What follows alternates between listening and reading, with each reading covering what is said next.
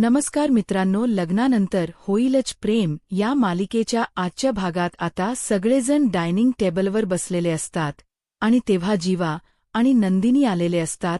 नंदिनी जी रागाने रुसून गेली होती तिला जीवा घेऊन आलेला असतो. तेव्हा सर्वजण आता रम्याला म्हणत असतात, खरंच रम्या, आज ना तू फार आनंदाची गोष्ट दिलेली आहेस, खूप मोठी आनंदाची बातमी सांगितलीस. तेव्हा नंदिनी म्हणत असते, काय झालेलं आहे. तर आता नंदिनी आल्यामुळे सर्वांच लक्ष तिच्याकडे जातं. आता मिथुन म्हणत असतो, काय मग आता श्रीखंडपुरीचा घास भरवणार आहेस ना. नंदिनीला काय ग नंदिनी, त्याच्या हातून श्रीखंडपुरीचा घास खाणार आहेस ना. तेव्हा जीवा म्हणत असतो, ऑफकोर्स मामा, सवाल आहे का. असं म्हणून तो आता श्रीखंडपुरीचा घास नंदिनीच्या समोर धरतो आणि नंदिनी त्या घासाकडे पाहतच असते. तेव्हा काव्याला आनंद झालेला असतो आणि शेवटी नंदिनी आता श्रीखंडपुरीचा घास जीवाच्या हातून खात असते. त्याच वेळेला आता मानिनी म्हणत असते, खरंच रम्या, आज ना ह्या सणासुदीच्या दिवसाला ना एवढी आनंदाची गोष्ट दिलीस ना, त्यामुळे खरंच आनंद झालाय. तर आता जीवा म्हणत असतो, म्हणजे काय. तर वसू म्हणत असते, म्हणजे ना पुढच्या पाडव्याला सुद्धा रम्याला सुद्धा असाच कोणीतरी श्रीखंडपुरीचा घास भरवेल. तर जीवा म्हणत असतो, मला नाही समजलं. अरे जीवा, काय नाही समजलं तुला. रम्या काल ज्या मुलाला पाहायला गेली होती ना, त्या मुलाला तिने पसंत केलेला आहे. काय सांगतेस काय. त्यावर नंदिनी म्हणत असते, अरे वा, ही तर फारच आनंदाची गोष्ट आहे. खरंच तर आजच्या या मराठी नूतन वर्षाच्या दिवशी तू एवढी छान सुरुवात केलेली आहेस ना, हे सगळंच खूप चांगलं आहे. देवाने तुला सद्बुद्धी दिली आयुष्यामध्ये पुढे जाण्यासाठी. तेव्हा रम्या हसायला लागते आणि मनातच म्हणत असते, जे प्याद मी निवडला आहे ना, ते प्याद खूपच भयंकर ठरणार आहे तुम्हा सर्वांसाठी. आणि तुम्ही सर्वांनी माझ्यावर जो विश्वास दाखवला आहे ना, त्या विश्वासात सुद्धा बघा आता मी काय करते ते. असं सुद्धा आता इकडे ती बोलत असते. त्याच वेळेला आपण पाहतो, हे सगळं काही बोलत असताना इकडे आता काव्या आणि पार्थ हे किचनमध्ये असतात. काव्या आणि पार्थ हे किचनमध्ये असताना आता पार्थ हा कांदा कापत असतो. तर त्याच्या डोळ्यात पाणी येत असताना काव्या त्याच्या डोक्यावर आता कांद्याची साल ठेवत असते आणि तिथे सगळं काही पाहत असते. पार्थलात रास होत असतो. दुसऱ्या बाजूला आता जीवाने नंदिनीच वजन कमी करण्यासाठी जो काही वसा उचलला आहे त्याच्याच तो प्रयत्नामध्ये असतो. तो आता इकडे एक काम करत असतो, तो म्हणजेच की जे काही त्याचे जिमचे साहित्य आहे ते प्रत्येक जिमचं साहित्य घेत असतो. आणि जिमचं साहित्य घेतल्यानंतर आता इकडे नंदिनीला व्यवस्थित सर्व काही शिकवण्यासाठी तो इथे प्रयत्न करत असतो. आता नंदिनी सुद्धा अक्षरशः त्याच्याकडून सर्व काही शिकून घेण्याचा प्रयत्न करते. पण ते साहित्य जरा खूपच जड असतात आणि त्यामुळे आता नंदिनीला ते पेलवत नसतात. पण तरीसुद्धा जीवा मात्र तिला मदत करत असतो आणि प्रयत्न करायलाच लावत असतो. कारण काही जरी झालं ना तरीसुद्धा इथे आता जो काही जीवा आहे तो जीवा इकडे नंदिनीचं वजन कमी करूनच घेणार आहे. ही सुद्धा गोष्ट तेवढीच जास्त महत्वाची आहे. दुसऱ्या बाजूला पार्थला फार त्रास होत असतो. तेव्हा काव्या त्याच्या जवळ जाते. ती खरंतर आता इकडे वाल भिजत घालत असते आणि तेव्हा त्याच्या जवळ गेल्यानंतर पुन्हा जो काही कांद्याची साल आहे ती कांद्याची साल आता ती पार्थच्या डोक्यावर ठेवत असते. जेव्हा पार्थच्या डोक्यावर ती साल ठेवते तेव्हा मात्र इकडे आता पार्थला थोडंसं बरं वाटत असतं. आता ह्या सर्व काही गोष्टी इथे झाल्यानंतर आपण पाहतो की दुसऱ्या बाजूला आता जीवा हा नंदिनीला सर्व काही गोष्टी हा शिकवतच असतो. नंदिनी सुद्धा सगळं काही आनंदाने करू लागलेली असते. आता तो म्हणत असतो, हे बघ नंदिनी, काही जरी झालं ना तरीसुद्धा असं हार मानून चालणार नाहीये. काही जरी झालं ना तरीसुद्धा आपल्याला प्रयत्न हे करायलाच पाहिजेत आणि करायचेच आहे. असं सुद्धा आता इकडे तो बोलत असतो. आता ह्या सर्व काही गोष्टी इथे बोलल्यानंतर दुसऱ्या बाजूला आपण पाहतो, दुसऱ्या दिवशी सकाळची वेळ झालेली असते आणि दुसऱ्या दिवशी सकाळी मात्र मानिनी आणि काव्या ह्या दोघी जणी मस्त चहा नाश्ता करून गप्पा मारत बसलेले असतात. आता चहा नाश्ता करून गप्पा मारत असताना काव्या म्हणत असते, बाई बाई, खरंच तुम्हाला सांगू का आई, रात्री ना जेव्हा देशमुख झोपले ना त्यावेळेस झोपेत सुद्धा बडबड करत होते, मला ना मस्त उद्या गरमागरम भाकरी आणि वालाचं भिरड करून घेऊन या असं म्हणत होते. खरंच खूप दमलेत बरं का ते, आणि बिचारे काल एवढं सगळं काम केलं आणि त्यामुळेच त्यांचा हा काही जो त्यांची ही हाल झालेली आहे. तेव्हा मानिनी म्हणत असते, काय काय सांगतेस काय हो, आणि म्हणूनच मी इथे रात्रीच वाल भिजत घातले होते. पण बरं झालं आई, तुम्ही ना सकाळी इथे वालाच बिरड बनवलं आणि गरमागरम भाकरी बनवली. मी आता देशमुखांसाठी मस्त हा टिफिन घेऊन जाते. तेव्हा मानिनी म्हणत असते, खरं सांगू का हे देशमुखांचे पट्टे नुसते खादाडे आहेत. नशीब त्यांना बायका तरी चांगल्या खाऊ घालणाऱ्या भेटलेल्या आहेत. खरं सांगू का काव्या, एक वेळ अशी होती की तुला मला आणि नंदिनीला फोर्स करावा लागायचा किंवा कोणता ना कोणत कारण द्यावं लागायचं की तू पार्थसाठी टिफिन घेऊन जावास म्हणून. पण आज मात्र तसं नाहीये. आज तू तुझ्या मनाने आणि तुझ्या त्या सगळ्या काही गोष्टीमुळे आज तू पार्थसाठी हा टिफिन भरून घेऊन जातेस. यातच खरंच मला फार आनंद आहे असं मानिनी म्हणते. ठीक आहे आई, मी हा देशमुखांसाठी डब्बा घेऊन जाते असं म्हणून आता काव्या निघालेली असते. आता मानिनी तिथून डायनिंग टेबलवरून उठते. तेवढ्यातच आता वसू तिच्या समोर येत असते. खरं तर मानिनीला फार काही वसूशी बोलायचं नसतं, पण जेव्हा वसू तिथे येते तेव्हा मात्र इथे आता मानिनी तिच्या बाजूला निघून जाण्याचा प्रयत्न करते. त्याच वेळेला आता इकडे वसू म्हणत असते, मानिनी ऐक ना, मला तुझ्याशी 2 शब्द बोलायचे आहे. तू आता माझ्याशी बोलणार सुद्धा नाहीयेस का? त्याच वेळेला आता मानिनी म्हणत असते, नाही वसुताई, मला काहीच नाही बोलायचे तुमच्याशी. तेव्हा वसू म्हणत असते, हे बघ मानिनी, प्लीज माझं ऐकून घे ना. 16 डिसेंबर नंतर मी जे काही केलं त्या सगळ्या गोष्टीमुळे तुम्ही माझ्यावर नाराज आहे, ही गोष्ट मला समजते. पण आता मी सर्वांची माफी मागून झाली. प्लीज मला माफ कर ना. आता बघ ना, आपल्याला रम्याच लग्न करायचे. रम्या त्या विज्जला भेटून आली आहे आणि विज्जच असं म्हणणं आहे की त्याची फॅमिली आणि तो सर्वजण आपल्या घरी येणार आहेत. मग मला सांग, तू अशी नाराज राहिलीस, ह्या सगळ्या गोष्टी जर अशा झाल्या तर मग काय करायचं ग मी? हे बघ मानिनी, प्लीज माझ्याशी बोल ना आणि दे ना, सगळं काही विसरून सोडून दे. अगं रम्याच लग्न आपल्याला आनंदात करायचे आहे, मग तू असं वागणार आहेस का माझ्याशी? हे बघ मानिनी, असं वागू नकोस ना. तेव्हा मानिनी वसूकडे पाहते आणि वसू म्हणत असते, माझ्या एकुलत एका पोरीच लग्न ग मानिनी, आणि त्याहूनही सगळ्यात महत्वाची गोष्ट मी तुला सांगू का? हे बघ, मला माझ्या रम्याच लग्न आनंदात आणि थाटामाटात करायचे आहे.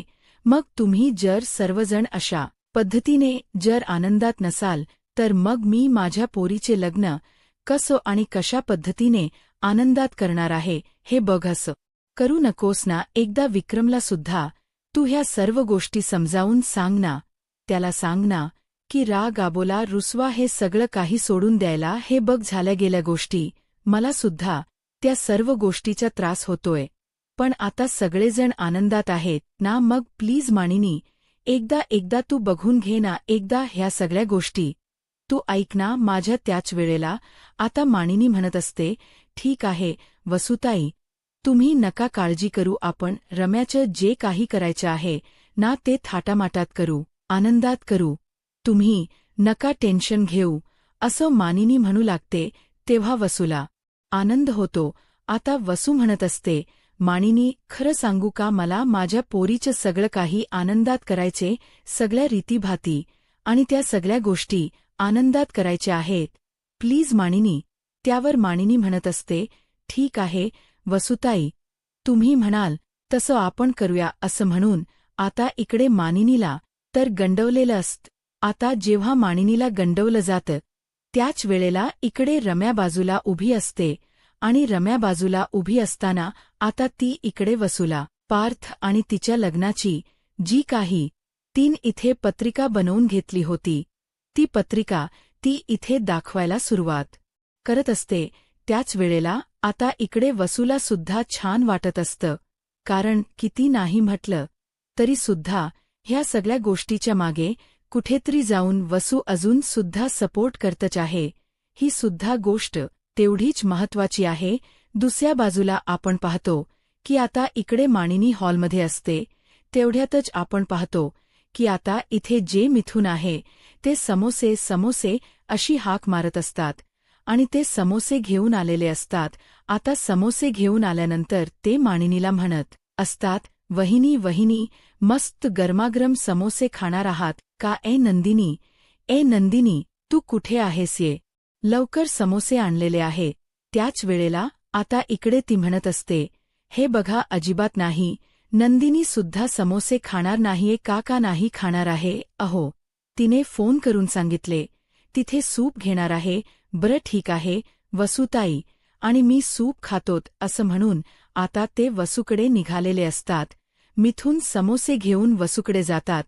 तेवढ्यातच काव्या आणि नंदिनी आलेले असतात. काव्या भयंकर अशी चिडलेली असते. मानिनी तिला विचारते, अगं काय झालंय ते तरी सांग. पण काव्या काहीच ऐकत नाही आणि चिडचिड करतच तिच्या खोलीत जाते. तेव्हा मानिनी तिला विचारते, काय नंदिनी, काय झाले? ही अशी का चिडलीय? तेव्हा ती म्हणत असते, काही नाही आहे. तिला थोडसं त्रास झालाय. थोडसं म्हणतेस तू? अगं हे थोडसं अजिबातच नाहीये नंदिनी. त्यावर नंदिनी म्हणत असते, हो आई, मला तुमचं म्हणणं समजते, पण त्याचं काय आहे ना, सगळ्यात महत्वाचं म्हणजे तिला थोडासा त्रास झालाय. थोडासा नाहीये. नंदिनी काय झालंय? खरं सांग. तेव्हा आता नंदिनी म्हणत असते, आई त्याचं काय आहे ना, ती ऑफिसला डबा घेऊन गेली होती पार्थसाठी. हो, पार्थसाठी डब्बा घेऊन गेली होती ना. मग काय झालं? पण ही चिडली भयंकर. त्याचं काय? त्याच वेळेला आता इकडे नंदिनी म्हणत असते, तेच तर आहे. तिला ना उशीर झाला डब्बा घेऊन जाण्यासाठी आणि त्यामुळे तिची फार चिडचिड होते. अच्छा असं आहे तर बरं ठीक आहे. अगं पण तिला एवढा उशीर का बर झालाय डबा घेऊन जाण्यासाठी? असं सुद्धा आता इकडे ती बोलत असते.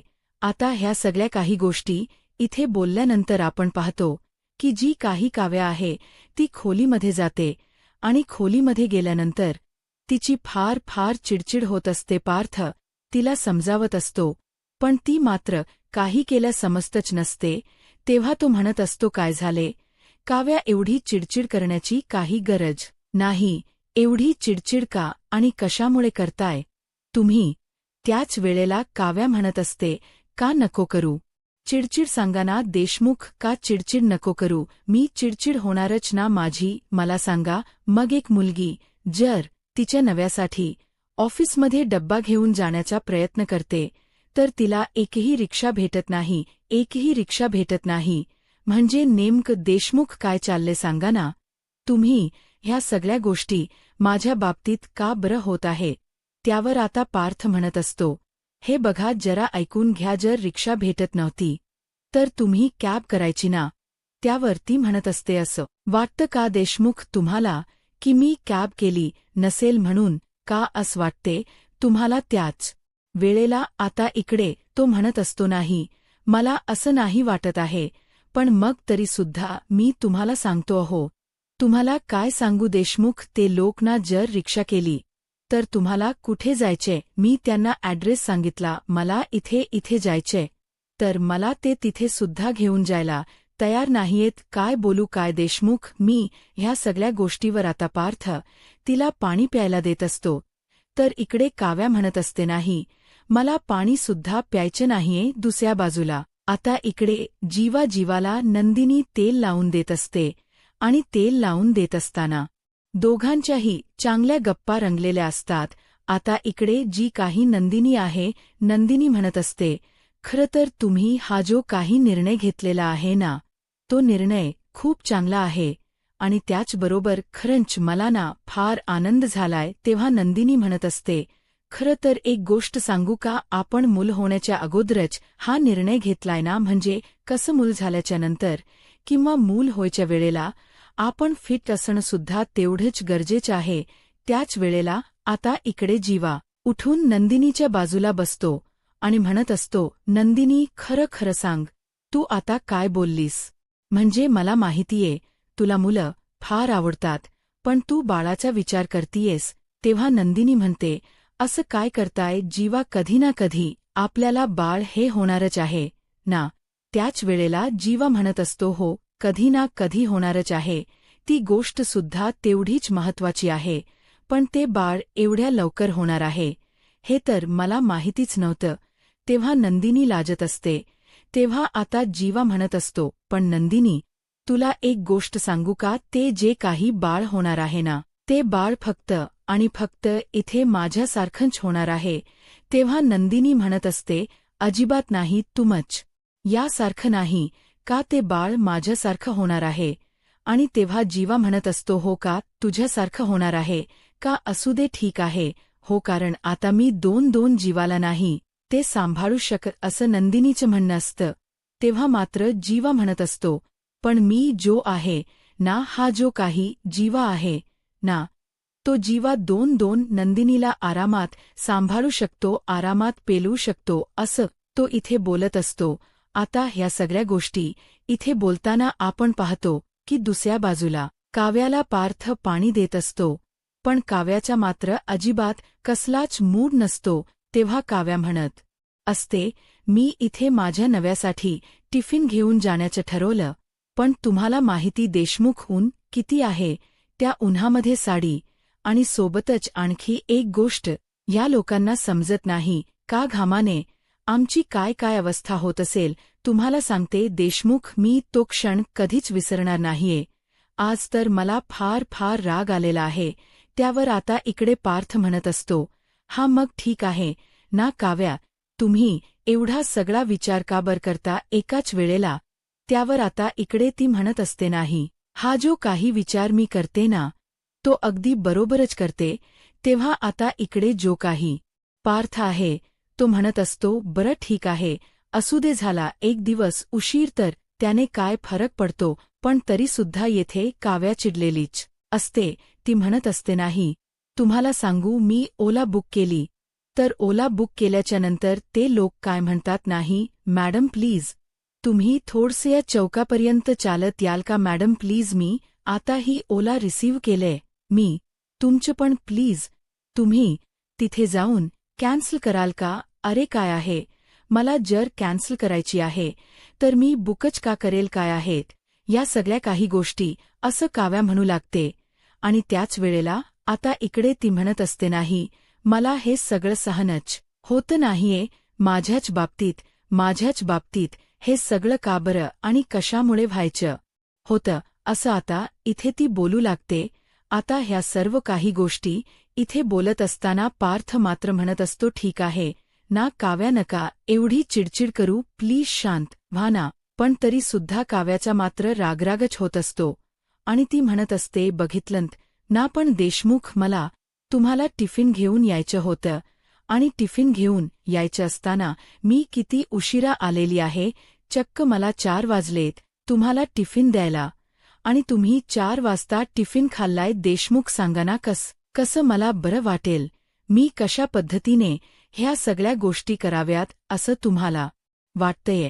आता काव्याच हे चिडणं अगदी स्वाभाविक आहे, पण तरीसुद्धा पार्थ तिला तीच गोष्ट पुन्हा पुन्हा समजावण्याचा प्रयत्न करतो. पण तरीसुद्धा इथे मात्र जी काव्या आहे ती काव्या हे अजिबात ऐकून घेण्याच्या मनस्थितीतच नसते. ती त्याला सतत तेच सांगण्याचा प्रयत्न करत असते. ती पुन्हा पुन्हा म्हणत असते, नाही देशमुख, नाही, मी हे अजिबात सहन करणार नाही. काही जरी झालं तरीसुद्धा आता मला काहीतरी ॲक्शन ही घ्यावीच लागणार आहे. त्याच वेळेला आता इकडे पार्थ म्हणत असतो, बरं काव्या, ऐका ना, मी काय म्हणतोय ते तुम्ही एकदा ऐकून तरी घ्या. त्यावर ती म्हणत असते, काय ऐकून काय घेणार आहे, मी तुमचं सांगा ना, आता याच्या पलीकडे तुम्ही काय बोलणार आहात मला. त्याच वेळेला पार्थ म्हणत असतो, ठीक आहे, तुम्ही नका ऐकून घेऊ, पण जरा शांत तरी व्हा, तुम्ही बसा बरं इथे, असं सुद्धा आता इकडे तो तिला बोलत असतो. असं म्हणून तो तिला पाणी प्यायला देतो, पण काव्या मात्र पाणी पित नाही आणि म्हणत असते, हा काचेच्या ग्लासना मला खोडून टाकावसं वाटतोय. असं म्हटल्यानंतर पार्थला फारच मोठा धक्का बसतो. आता हे सगळं झाल्यानंतर पार्थ तिला म्हणत असतो, तुम्हाला गाडी चालवायला येत नाही? तेव्हा काव्या म्हणत असते, नाही, त्या गाडीचा सुद्धा खूप मोठा किस्सा आहे. आणि असं म्हणून आता गाडीचा किस्सा सुद्धा ती पार्थला सांगत असते. तर आता प्रेक्षकांनो, आजच्या भागामध्ये एवढंच. उद्याचा भाग फार इंटरेस्टिंग असणार आहे, कारण उद्याच्या भागामध्ये काव्याने गाडीचा किस्सा सांगितलेला असतो आणि त्यानंतर मात्र पार्थ तिला गाडी शिकवणार असतो. इकडे मानिनीला चक्कर येते, जेव्हा इकडे आता जीवा आणि नंदिनी हे धावतच येतात आणि पाहतात की इथे मानिनीला त्रास होतोय, चक्कर यायला लागलेली आहे. तेव्हा लगेचच आता इकडे दोघेजण धावत येतात आणि दोघेजण धावत आल्यानंतर इथे आता वसू मात्र नंदिनीवर चिडते. आता वसू म्हणत असते, काय नंदिनी, काय चाललेलं आहे? घरामध्ये दोन सुना आहेत आणि घरामध्ये 2 सुना असून सुद्धा इथे एकही जाग्यावर नाहीये, दोघी जणी भटकंती करत आहेत, असं वसू म्हणत असते. तेव्हा नंदिनी म्हणत असते, काय झालं वसू आत्या, म्हणजे काव्यासुद्धा घरामध्ये नाहीये का, असं इकडे ती बोलते. आणि ह्या सर्व गोष्टी बोलल्यानंतर आता काव्या घरात नाही ही गोष्ट समजलेली असते. तर मानिनीला आता फार त्रास होऊ लागलेला असतो. मानिनीला होणारा त्रास पाहून जीवाला राग आलेला असतो. तर आता प्रेक्षकांनो, इकडे दुसऱ्या बाजूला आपण पाहतो काव्याला गाडी शिकवत असतो, कारण 4 व्हीलर काव्याला शिकवता येणं खूप खूप गरजेचं आहे आणि त्याचमुळे आता इकडे तो प्रयत्न करत असतो. आता एक एक पद्धत तो तिला समजावून सांगत असतो आणि काव्या त्या पद्धतीनेच ते सगळं काही करत असते. आता काव्या त्या पद्धतीने ते सगळं काही करत असताना आता पार्थ जो आहे तो मुद्दामच काव्याच्या फार जवळ जातो आणि तिच्या गालावर किस करतो. तेव्हा लगेच आता इकडे जी काही काव्या आहे ती काव्या चिडलेली असते आणि म्हणत असते, देशमुख, काय चाललंय हे सगळं? तेव्हा तो म्हणत असतो, कुठे काय चाललंय, असं म्हणून आता काव्याने पार्थला एक रम्या, त्याला उलट तुला या घरातनं बाहेर काढायची घाई लागली आहे ना, म्हणून तो त्या मुलाची प्रोफाईल वगैरे चेक करत होता, समजलं ना? आणि त्याशिवाय तू त्याच्या आत्याची मुलगी आहेस आणि लहानपणापासून तू याच घरात राहिली आहेस. थोडंफार कुतूहल तर त्याला वाटणारच ना तुझ्याबद्दल, आणि महत्त्वाचं म्हणजे तू त्याची मैत्रीणसुद्धा आहेस, म्हणून तेवढ्याच विचाराने त्याने हे सगळं केलं. तू उगाचच्या उगाच नसते, विचार करू नकोस. त्यावर रम या फटकारा मारलेला असतो. आता पुढे काय होईल हे पाहायला आत्ताच माझा महाराष्ट्र या यूट्यूब चॅनलला सबस्क्राईब करा. धन्यवाद.